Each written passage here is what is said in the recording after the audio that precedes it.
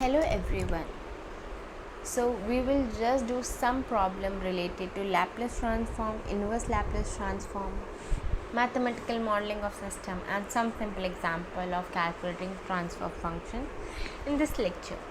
So let's start by finding Laplace transform of signal which look like this in time domain is sine square t by t plus t into exponential term with minus 80 and sine 80. And during the computation of this we will use lots of property of Laplace transform which we learnt earlier. So this is combination of two signal f1t and f2t, right?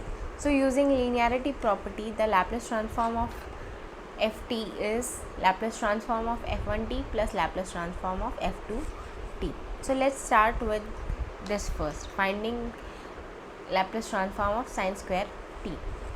So don't worry where the t has disappeared, I will tell you magic of how to take care of that t. So this would be sine square t can be equally written as 1 minus cos 2t by 2. Okay, so here I can further use linearity property and this would be Laplace transform of 1 by 2 minus Laplace transform of cos 2t by 2.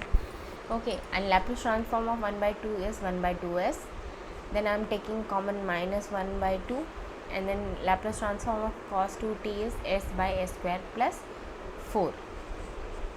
Okay, so now I just recollect the formula and this would be the Laplace transform of sine square t. So write my original signal is of form sine square t by t. So I need to find Laplace transform of sine square t by t. So I have found what is Laplace transform of sine square t. Is there any property which help me in finding Laplace transform when I just divide a signal by t? Okay, so just recollect the frequency integration property. So what this frequency integration property tells me is that if I have a signal in time domain xt, then Laplace transform of xt by t is integration of s to infinity of Laplace transform of xt. Okay, therefore the Laplace transform of sine square t by t gives me that by integration formula 1 by 2, this is Laplace transform of sine square t.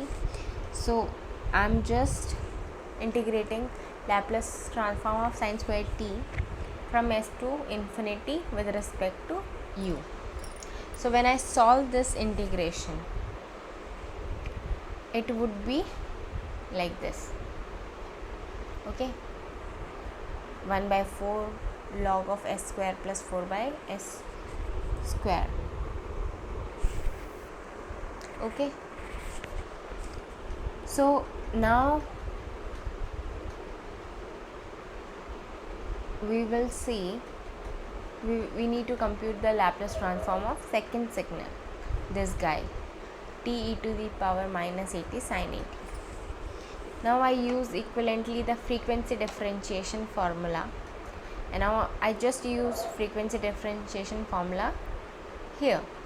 So what does formula says that Laplace transform of t into x t would be differentiation of signal transformation in s domain with minus sign, right? So I have multiplied t by this signal e minus 80 sine 80. So this would be minus d by ds and this is my signal xt. Okay, here we will take Laplace transform of this signal. Okay, Laplace transform of this signal. Now I just see the frequency differentiation formula here. So now I will calculate the Laplace transform of inside signal. So by using frequency shifting formula. Okay, I can find out Laplace transform of e to the power minus 80 sine 80. Okay, so frequency shifting says that I just have to replace my s with s plus a. Okay, here it is s naught, so we just replace s with s minus s naught in frequency shifting. So Laplace transform of sine 80 is a by s square plus a square. So I will put s equals to s plus a by shifting property. So now this is Laplace transform of this xt, and again if I differentiate it, I will get this signal. Okay, so these are two signals Laplace transform. So this illustrates the use of frequency integration, frequency differentiation, frequency shifting, and of course the linearity property of Laplace transform. So I am just combining the Laplace transform of both the signals by linearity property. So this is Laplace transform of my whole signal. So next, if I have a signal, let us see ft look like something like this, right? It is 1 for t between 0 to 2, and it's minus 1 for t between 2 to 4. So ft is 1 and minus 1 from 0 to 2 and 2 to 4, together with the property that ft plus 4 is equals to ft.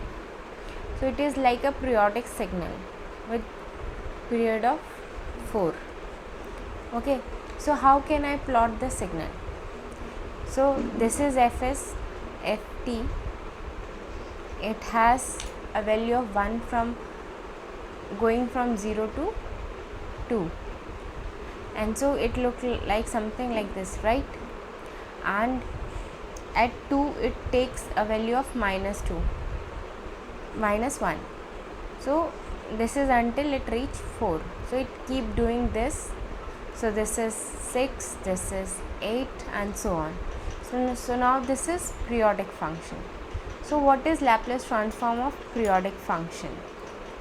Laplace transform of periodic function is 1 by 1 minus e to the power minus ps integration from 0 to p e to the power minus st ft dt. Okay, so this guy p is time period. Basically this p is time period, okay, which is in our case is 4. So this would be simply now translated to 1 by 1 minus e to the power minus 4s integration from 0 to 2.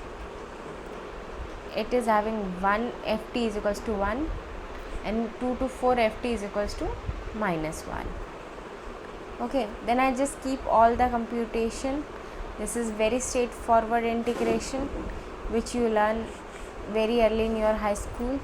So this would simply be 1 minus e to the power minus 2s by s plus s 1 plus e minus 2s. Okay, so this is quite a straightforward, right? Once you just plug in this formula, and these are easy to compute.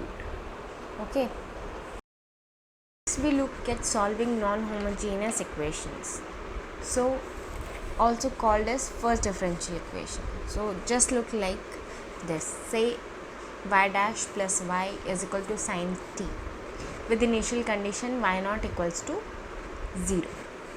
So now I take Laplace transform of both the sides. So I have s into ys minus y at 0 plus ys is equals to 1 by s square plus 1. Okay, so this is Laplace transform of sine t. This is for single differentiation, so and this is for y. Okay, so now I substitute y naught is equals to 1 in this equation. Okay, so over here I will put y naught is equals to 1. So it will look like s plus 1. I am just combining terms with ys on one side and constant term on another side. So s plus 1 ys, this become minus 1 is equals to 1 by s square plus 1.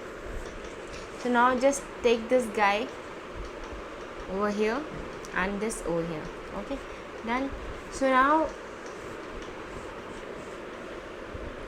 ys is, if I take minus 1 on this side, it will be plus 1, and whole term divided by 1 by s plus 1. So it will become s square plus 2 s square plus 1 divided by s plus 1.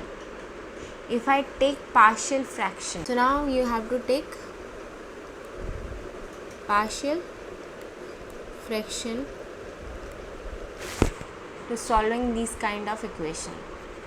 So just by applying the method of partial fraction for solving, we will have 3 by 2 1 plus s plus 2 s plus 1. So basically it is ys is equals to a by s plus 1 plus b by s square plus 1 plus cs s square plus 1.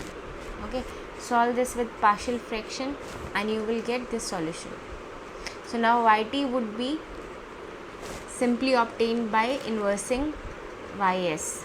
So first inverse Laplace transform of 1 by s plus 1 is e to the power minus t. So I am taking 3 by 2 e to the power minus t plus 1 by 2 sin t. This is inverse Laplace transform will give me sin t. For this it will be cos t. Okay, so just these steps here is a crucial one, these one, for identifying these numbers 3 by 2 1 by 2 minus 1 by 2 and writing in this terms of fractions. Okay, so this is how we are going to solve it.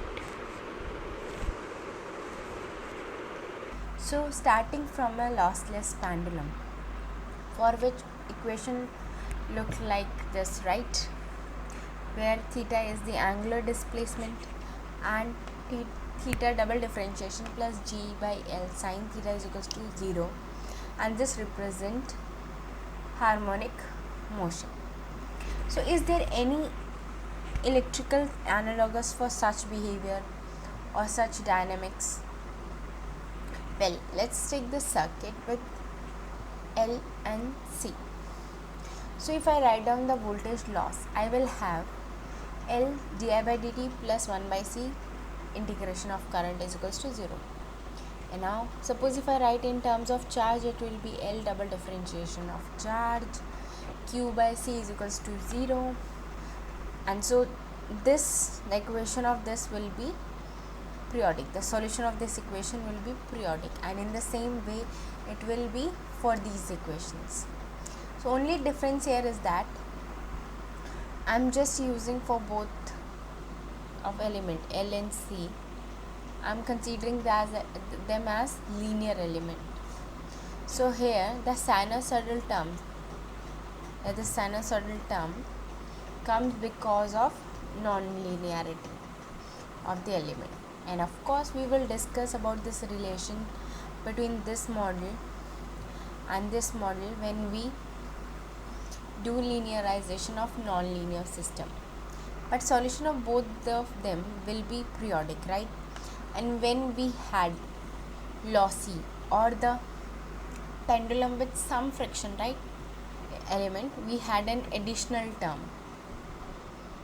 Okay, so my equation look like double differentiation of theta plus g by l sin theta plus b single differentiation of theta, and the analogous here would be RLC circuit.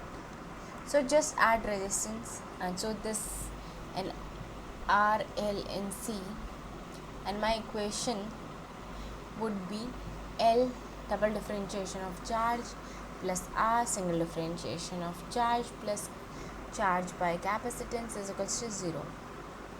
And the behavior again, it is the same. This is again, I'm just ignoring non-linear element here for a while, but the linear version of this would look like something like this, and this is analogous behavior of simple pendulum in electrical system case. Okay, so we will do some more examples to this. So let's take a system which look like this. So all this is my reference in this system, all this is my reference or reference node.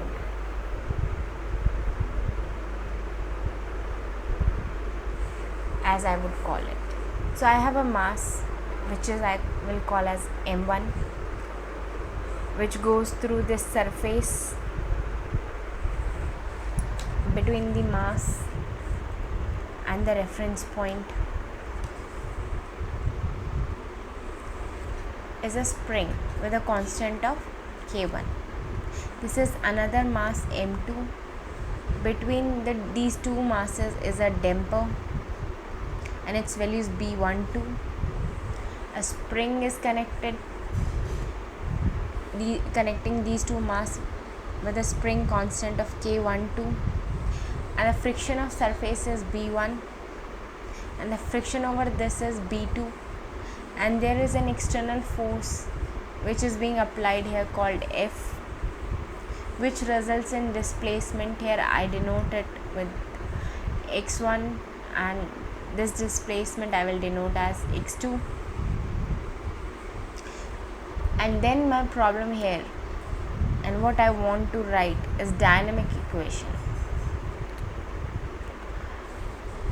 Dynamic equation governing the system or the model of this system. So if I go through the steps of modeling, the first thing is to identify the number of displacements. In this case it is x1 and x2. So the number of displacement is 2. And what are the nodes? If I follow the steps, I would choose x1 and x2 as my nodes together with the reference node. So I have 3 nodes, one is reference and 2 are my nodes, x1 and x2. So if I just make my node here, and I will call it as x1, and let me call this as x2, and maybe this as my reference node. This whole is my reference node here. So now if I look at each of my element, the first element is M1, is between x1 and reference node. M1 is between x1 and reference node. So I will just draw it in this way. It is between x1 and reference. So this is my reference. Okay. So x1 and the reference node in between is my M1. Now look at even K1. This K1.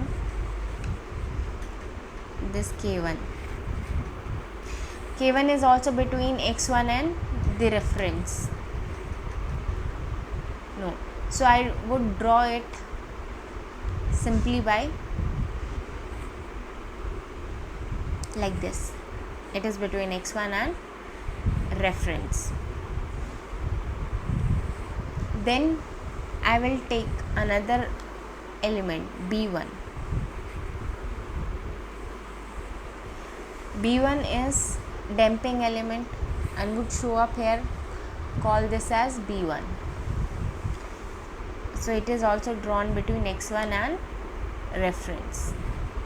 Now between node x1 and x2, x1 and x2 is a dashpot or a damping element and also a spring. Okay, so I would write this as a spring. So between x1 and x2, a damping element and a spring with a coefficient of K12. Now I go to node 2. There is mass between node 2 and the reference. This is node 2 and reference. Similarly, a damping element here, so that would look like something like this, B2. And so between this there is a mass M2, there is a frictional element B2, and there is a force which is being applied, which would look like this.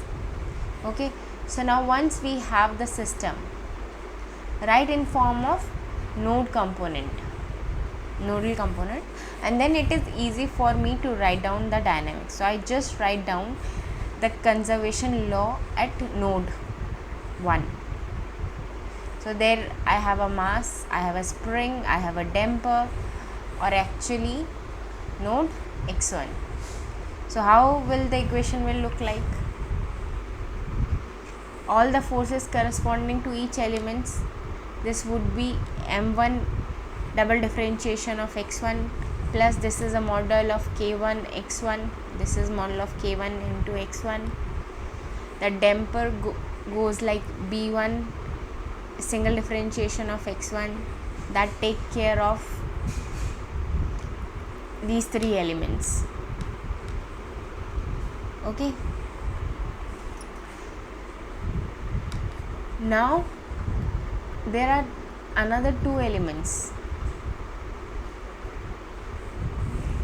So that there are node 2 there, and there are 2 elements, B12 and K12, and these 2 elements, an equation would be B12 x1 minus x2 plus K12 x1 minus x2. Here it is single differentiation, here we are taking double differentiation. I will just clear the reference word once so that equation will look clearly. So this is x1 single differentiation, x2 single differentiation, and it is equals to 0. So the sum of all the force set here is 0. Okay, now allocate the second node or node 2 or denoted by x2. So we have an input force of this guy over here, force of mass, and these 2 elements, right? So this would look like F is equals to m2 double differentiation of x2 plus b2 x2 single differentiation corresponds to these elements m2 and b2. And then I have these 2 guys, b12 and k12. So it is again x2 minus x1, k12 x2 minus x1. So the sum of all the forces here is equals to external force, which is being applied through F. So these are the entire equation which govern the dynamic of the system. So we learned how to write the force voltage analogy and the force to current analogy. So we also learned how to write the force and voltage analogy and force to current analogy. So let's just recollect now these analogy look like. So here we learned the analogy between electrical and mechanical system by force and voltage analogy and force and current analogy. Okay, so the force to voltage analogy tell me that the force is related to voltage, mass is related with inductive element, friction is with resistive element, spring is with capacitor, 1 by C being the value. So if I just use these directly, my equations, let's write down the equation first. That might help us in drawing the picture in a little better way. So M becomes L1. The basic elements here are displacement. Displacement will be mapped to charge. So I have L1 double differentiation of charge plus R1 single differentiation of charge plus Q1 by C, R1 to Q1 minus q2 minus 1 by c12 q1 minus q2 is equal to 0. So the mass is replaced with inductor b1 by r1 k1 by 1 by c, and you can look at the analogy table why this is 1 by c, and then r12 is replaced by, or it is represented by b12, and 1 by c12 represented by k12, and all this is equivalent to 0. The second equation would look like the force would be analogy to voltage L2 Q2 double differentiation, then R2 Q2 single differentiation plus R12 Q2 minus Q1 plus 1 by C12 Q2 minus Q1. So I am having corresponding equation in voltage analogy. Now if I have to draw the equivalent circuit, well, I have a voltage source V which is an analogous to force, then I have R2 L2 representing the mass M2, and these two elements B12 and K12 would look something like this. Okay,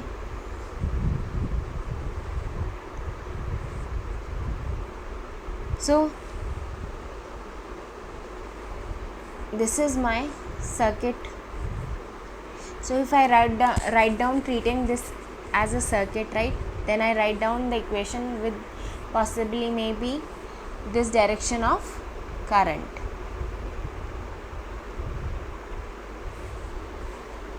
Right, and then write down these equation with possibly with these current directions,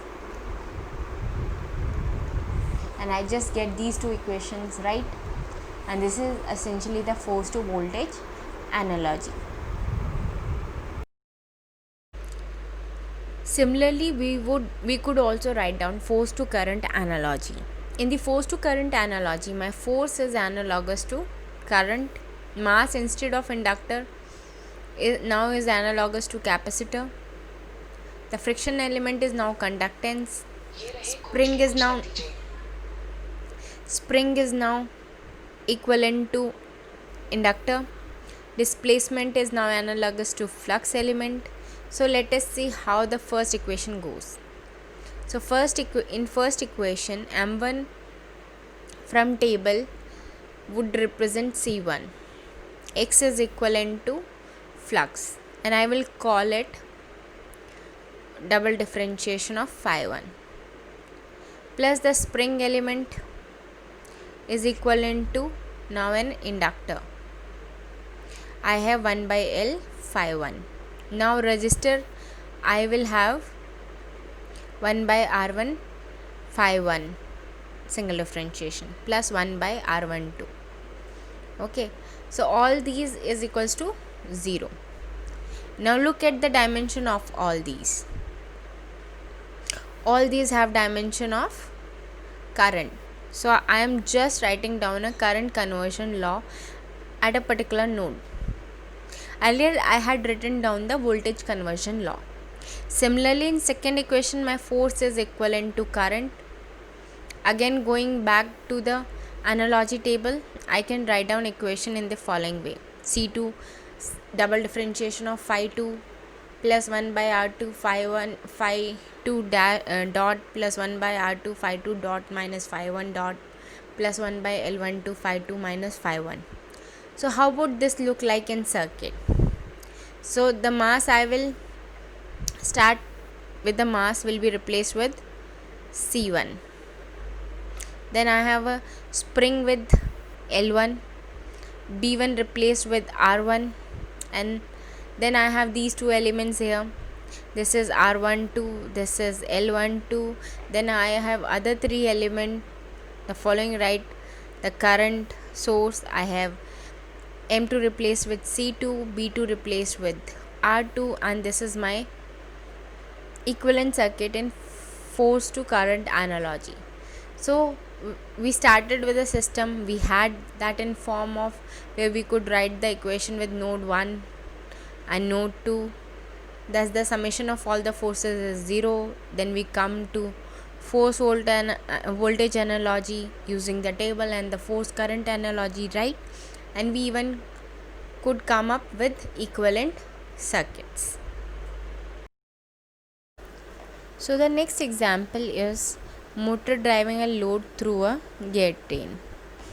So how does it look like? Let me denote this block as my motor, which is connected to gear train, and gear train is then in turn connected to load. So motor produces a torque of Tm, right? And I will also denote moment of inertia as J1, write the displacement as theta 1, again in this direction, right? And a friction coefficient d1 over here. Similarly here, if this is moving in this direction, theta 2 will be in this direction, right? And the image, imagine this is as a gear rotating this way, and then this will force it to rotate in the another direction. Okay, if gears are rotating in this way, this will force to rotate in another way. So there will be a certain load torque TL. Now this gear has a radius of R1, number of teeth as N1, here it is R2, N2. So I can call this as primary and secondary, right? Analogous to what I call in transformer. Now I want to write down the dynamic equation of this, or a model for this. So start with motor shaft. Okay, so what are the elements here? Well, the motor generator gives me a torque Tm. Now I have J1, D1. Okay, now this would be the dynamics if there is no load. If I am not considering this T1, the whole equation will represent the dynamics if there is no load or there is no gear train also, right? So the input power would be consumed by inertia here, J1, and frictional element. Now what this load does? So it requires some torque, and now this torque reflected here, and it is reflected by a gear train or something here. So there is an additional torque which is experienced here, or additional torque because of load. Let me denote this as T1. So now Tm compensate J, D1 and T1, right? So T1 is reflected here through a gear train. TL is reflected here through a gear train, and I am denoting it with T1.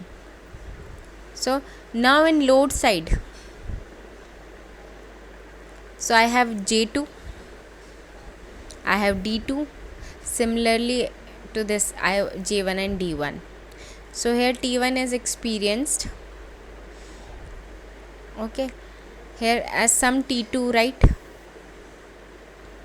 So I will tell you relation between T1 and T2 shortly. So here I have a term J2, theta double differentiation, then I have frictional element, okay, then I have a load torque. So where does all this come from? So I have to compensate for the load, compensate for J2 and compensate for D2, and this comes by T1 through this gear train. So let me call this as T2. So let us see the entire process here, right?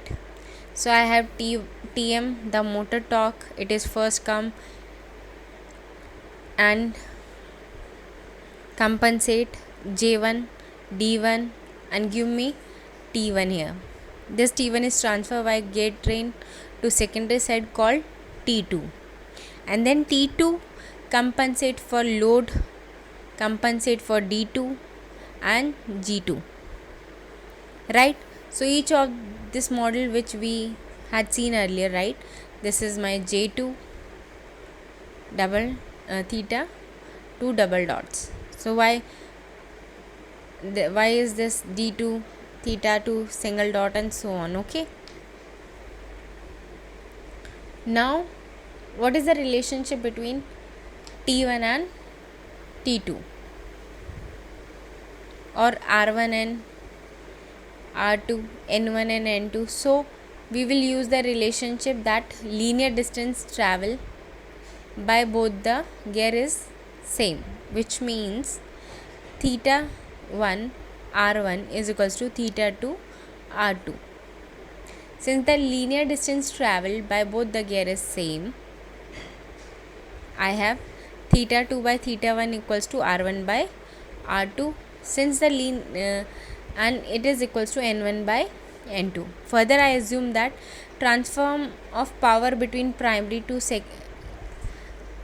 of gear to the secondary side, there is no power loss, which means theta 1 T1 is equals to T2 into theta 2. So this is because of linear distance traveled by two gear is same, and this is because of no power loss. The power on both the sides are same. So this means T1 by T2 is equals to theta 2 by theta 1 is equals to N1 by N2. Now the relationship here also written as theta double differentiation of 2 theta 1 double differentiation equals to theta 1 by theta 2 by theta 1 N1 by N2. Okay, so the angular acceleration, angular velocity and N1 by N2. Now T1 can also written as N1 N2 into T2. So what is T2? So from here I will write down the equation for T2. Okay, so T1 is N1 by N2 J2 theta 2 double dots plus D2 theta 2 single dot plus TL.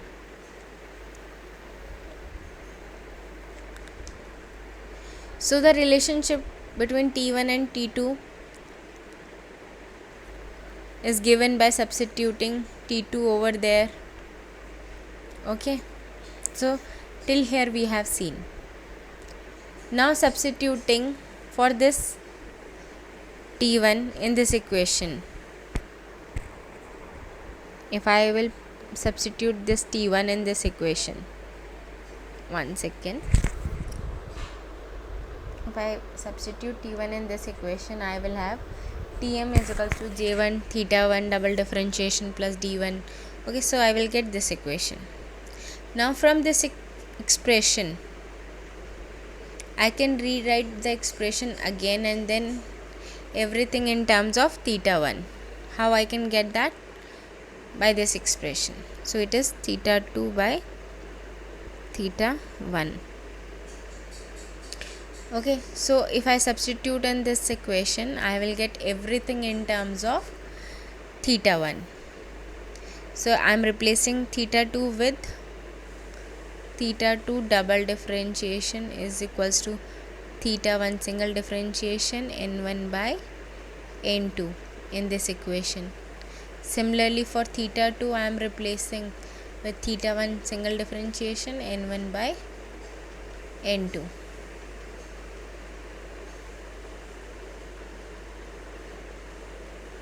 Okay, so if I combine the terms for theta 1 double differentiation, I will get J1.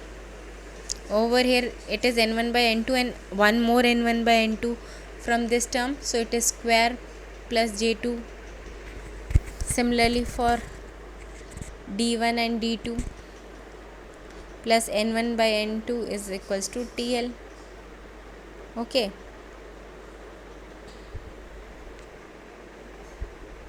So the second term would be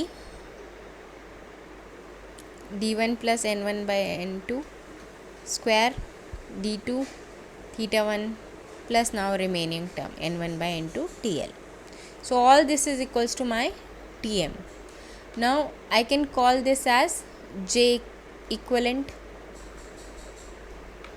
this as d1 equivalent,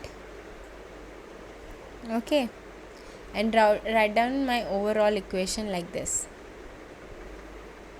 j1 equivalent theta 1 double differentiation plus d1 equivalent theta 1 single differentiation plus n1 by n2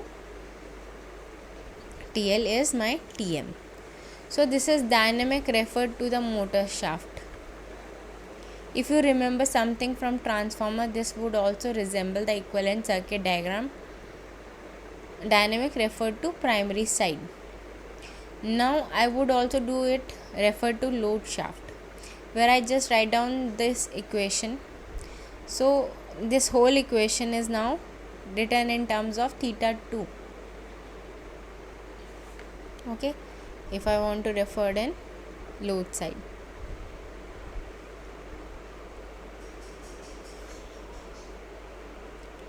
So this is again same as transformer referred to secondary side, okay.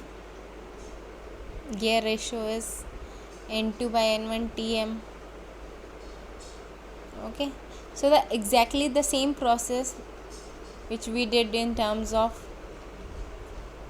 j1 equivalent means for referred on motor side, same we will do for referred to load side. So these two way of writing down the entire equation of motion of this one referred to what is in transformer terminology called as primary side or motor shaft, in this case as referred to second risk side or load shaft, okay.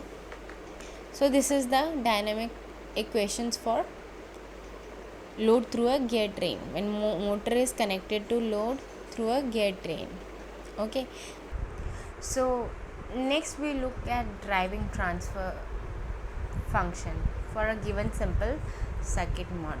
So let's say I have a circuit with input V1, R1 here, then capacitor C1, inductor L1, this could be C2, this is R2.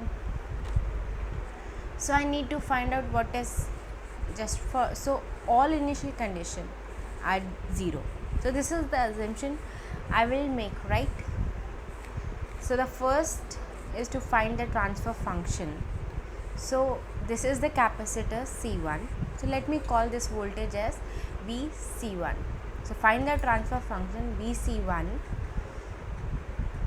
by V1S. So let's step by step follow what we had learned earlier. Now to determine any transfer function, so first is, well, write down the equations, right? So the differential equation which model my system, so let me call this as I1, as I would do it in any circuit analysis, and this as I2. So the first equation for loop 1, so this is my loop 1, would be, right, V1 I1 R1 1 by C I1 minus R2 integration, then L1 d I1 dt, okay. So there is also another way of doing this. Now since we are used to writing things in linear equation, I will just write the entire circuit in Laplace transform representation, right? So I will just draw it in Laplace representation. So this is capacitor here, it is 1 by C1s, voltage is V1s, this is V1s, this guy is inductor, this is resistor, this is capacitor 2, okay, this is R2, L1. So this is in Laplace domain. So I could write this as S L1. Okay, capacitor I could rewrite as 1 by S into C1. So this guy would be equivalent to 1 by C2S, right? And this would be I1S, current in this loop, and current in this loop is I2S. Okay, so this is representation in Laplace domain. So let's go back here, and I were to write these equation in Laplace domain. Okay, so let's I1 R1S, and it will be same, and it would be 1 by C1S I1S minus I2S plus L1 I1S into S for the differentiation. Okay, so I can rewrite it directly from here also, from circuit. Okay, so V1 is I1 R1. So I can write down, I don't even need to bother about writing an integral equation now. I can directly write it from here. Okay, and I can just look upon this as a linear element. So the current flowing through is I1 minus I2S plus the current in inductor L1 is I1S. Okay, so this is for first loop. Similarly, I can write for second loop. Okay, without even going through this step, I can transform this circuit to something this, right? So this is for loop 2. So next is for this branch. I have written this equation. So there are equation, this is equation number 1, this is equation number 2, this is equation number 3, and I have to find out a transfer function between Vc1 and V1. So just take this one, right? The voltage across Vc1. Okay, so I need to eliminate. I have 3 equations, this one, this one, this one. I need to eliminate I1 and I2S. Okay, so for this, what I will do is, from this equation I am getting I2. So this is the representation. I will just shift it on this side. I will take common I2, then shift remaining term on another side. So I will get I2 in this term. Similarly, I will get I1 from this equation in terms of I2 and V1. So now with the help of these 2 equations, I will replace I1 and I2 in this equation and again in this equation. So with these 2 equations, I will put the value of I1 and I2 in this equation, and I will get the final equation. So that's your work to calculate, but the answer would be this. So this is my entire thing, is the transfer function for this circuit. Okay, so this is how you can find a transfer function for any circuit. So that's all from problem point of view. We have seen for Laplace transform, then we have seen mathematical modeling problems, and last is transfer function modeling. So that's all for today's lecture. Thank you.